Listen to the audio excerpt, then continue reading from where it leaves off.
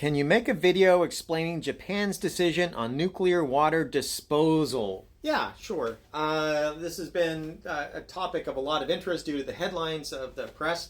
And what it comes down to is what are the impacts of the waste that you generate from technology? Now, every technology, solar, wind, making watches, making clothing, making books, and glass, cell phones, all of this makes waste. And that waste needs to be safely disposed of.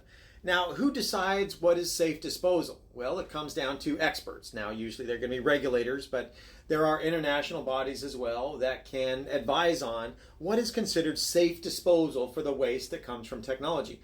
What is the way that we minimize the environmental impact or any kind of health impacts from that waste?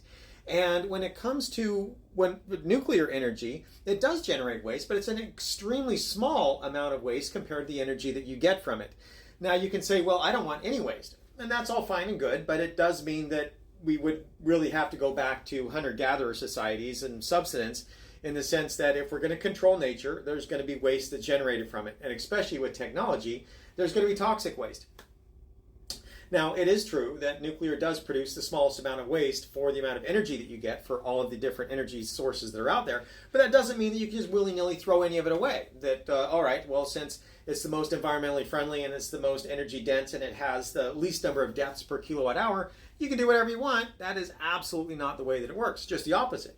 The way that we keep it having the lowest number of deaths per kilowatt hour and the smallest environmental footprint is that we make sure that when we dispose of the waste, it's a negligible fraction of the harm that would be caused from comparable energy sources, say solar and wind or something like that.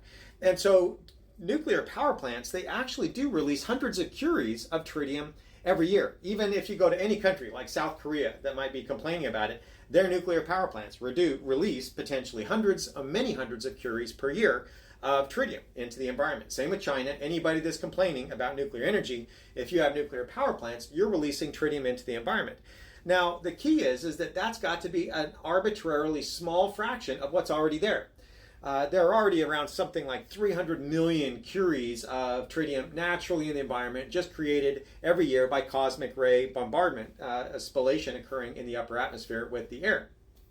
Just the same process that creates carbon-14, it creates natural tritium. And so you want it to be an arbitrarily small fraction of that that's naturally occurring. And then you know it doesn't have any environmental impact because it's already there and it's just a negligibly small fraction of what's already there that's being put into the environment.